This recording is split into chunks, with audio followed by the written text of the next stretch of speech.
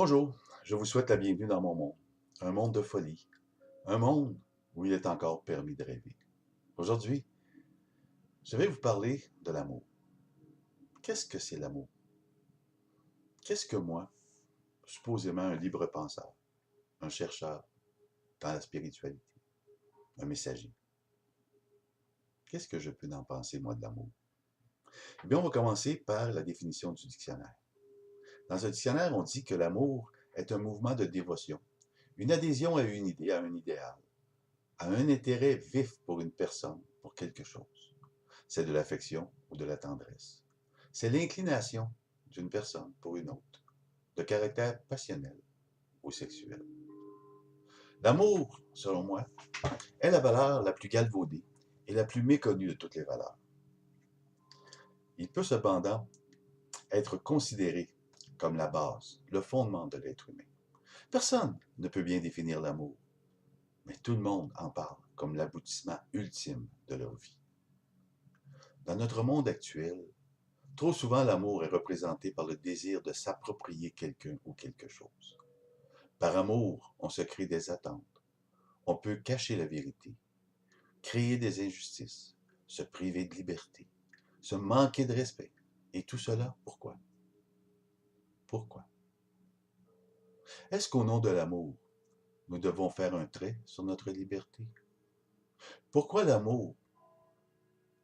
Pourquoi par amour s'approprions-nous l'exclusivité de la personne aimée dans bien des domaines?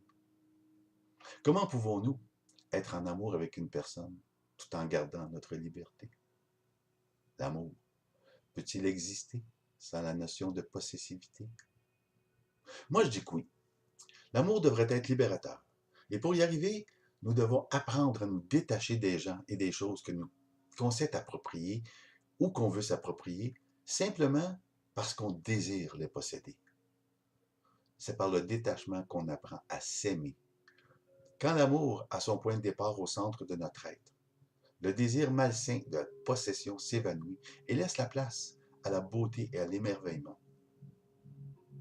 Les émotions sont remplacées par des vibrations. La vérité devient le fondement de l'amour sur lequel se développe le respect, qui à son tour engendre la justice, et ainsi de suite. Qui n'a pas rêvé d'un monde parfait, où les gens seraient totalement libres, un monde où les lois seraient inutiles, car la justice ferait partie du quotidien de chacun, un monde où la vérité s'exprime d'elle-même. Non, ce n'est pas une illusion. Ce monde existe. Il est en nous. Nous devons changer le monde, une personne à la fois. Et cette personne, c'est nous.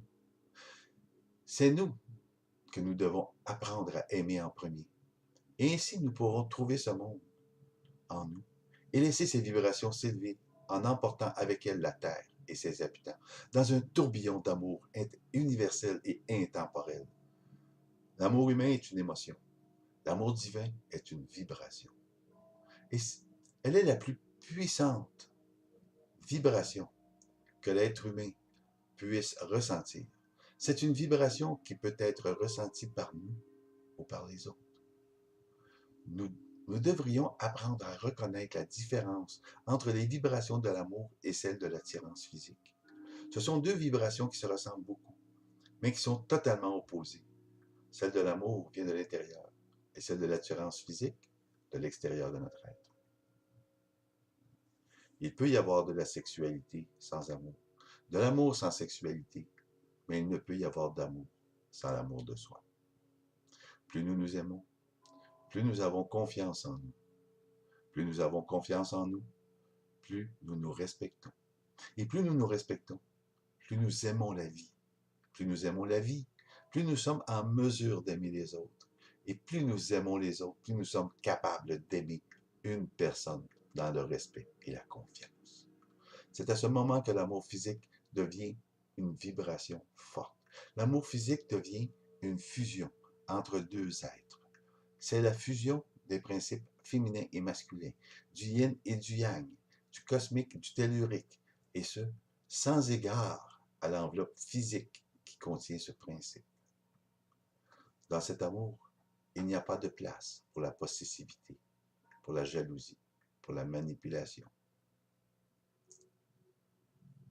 pour la violence.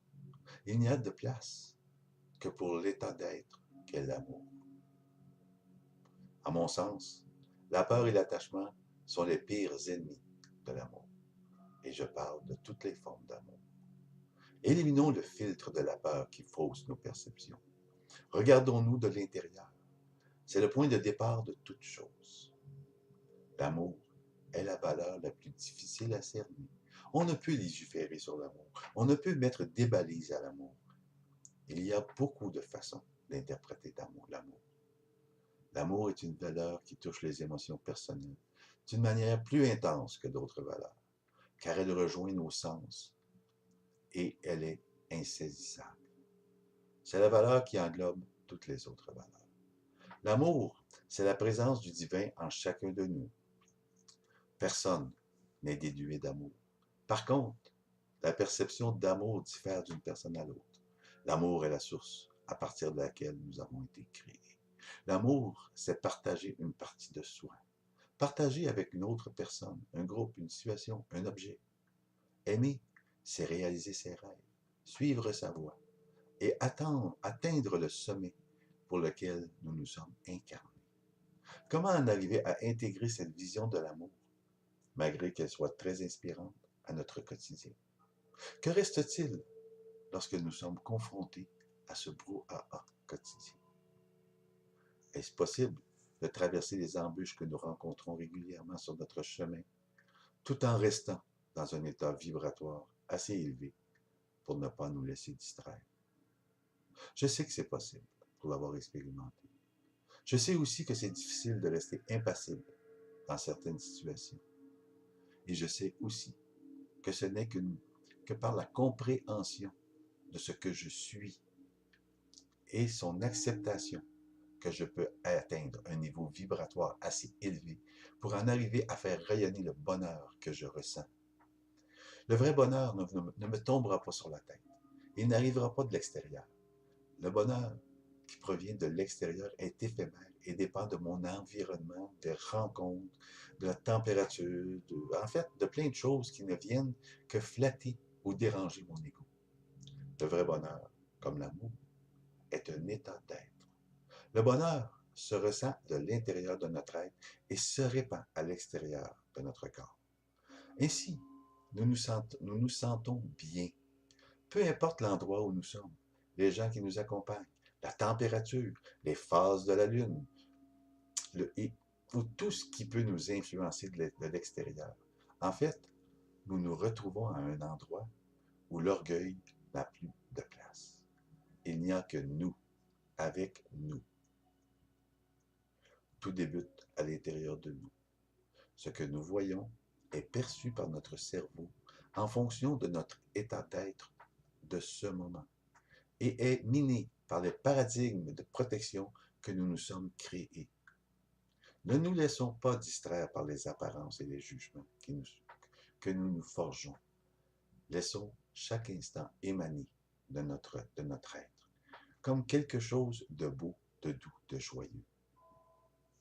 C'est à nous de choisir entre le bonheur généré par notre vivacité intérieure et permanente ou le bonheur éphémère de toujours attendre que quelque chose ou quelqu'un sera en mesure de l'accomplir. Ce sera toujours notre choix. Être heureux maintenant ou attendre que quelqu'un ou quelque chose le fasse à notre place. Tout est une question de choix. Dans mes périodes de doute, j'ai l'impression que la façon facile de répondre à un problème précis, c'est de me dire « Oh, c'est mon choix, puis de toute façon, peu importe ce qui va arriver, la solution va arriver d'elle-même. » Par contre, quand j'éloigne l'émotion qui engendre ces doutes et que je reprends conscience de qui je suis, je comprends jusqu'où cette notion de choix fait partie de mon quotidien. Elle est reliée à la notion du libre choix, si chère aux êtres de lumière qui m'entourent et qui nous entourent tous d'ailleurs. C'est à moi qu'il appartient de mettre en action l'énergie qui éloignera les doutes et me permettra de vivre en toute sérénité tout ce que j'entreprends. Si nous mettons de côté toutes les émotions qui nous traversent quand il est question d'amour, qu'est-ce qu'il en reste de cet amour? Est-ce que nous avons le droit d'aimer? Et qu'est-ce qu'aimer? Aimer, c'est accepter d'être au service de ce qu'il y a de plus précieux en nous, notre âme. Aimer, c'est répondre à l'appel de notre voix intérieure qui nous demande de suivre le chemin que nous avons tracé avant d'entreprendre cette aventure qu'est notre vie. Aimer, c'est partager une partie de moi avec d'autres âmes pour notre évolution collective. L'amour ne peut exister dans les basses vibrations engendrées par la possessivité et l'orgueil. Car les vibrations de l'amour sont les plus élevées et les plus qu'il est possible d'atteindre dans l'octave où nous expérimentons cette vie. Aimer ne peut se faire sans le détachement et le respect. La communication est le moteur et l'essence de l'amour. Donner sans attendre et recevoir en toute simplicité font de l'amour une valeur divine et donne un sens à toute forme de vie. Aimer sans compromis est la communion directe avec ce qu'il y a de plus puissant pour notre âme. L'énergie est pure. Elle va et vient en chacun de nous sans demander ce que nous en ferons. Elle agit de la même façon avec tout ce qui est vivant, du règne animal au règne végétal, en passant par toutes les formes de règne que nous voulons bien créer. L'énergie unit tout ce qui vit, et l'amour qui en résulte provient de son action. Aimer ce que nous avons choisi d'être, et vivons-le pleinement dans le confort du véhicule qui nous est offert pour expérimenter cette vie que nous avons choisie. Aimons et rayonnons de toute la splendeur qui nous est permise d'atteindre. Les êtres de lumière sont là pour nous aider à illuminer les ténèbres qui se sont élevées dans notre monde à cause de notre besoin de posséder et notre manque d'amour pour nous. Levons-nous et affirmons notre droit à l'amour, sans limite, sans condition et sans compromis. Serons-nous capables un jour de ressentir l'amour sans avoir à le réglementer, sans avoir à le passer dans le tamis que sont nos émotions? L'amour nous permet de voir toute la beauté de notre monde, mais c'est le voile créé par nos jugements qui nous empêche de nous émerveiller devant toute la beauté qui s'offre à nous. En arriverons-nous un jour à dépasser nos préjugés et à accepter l'amour pour ce qu'il est? Je vous remercie de m'avoir écouté. Passez une belle journée.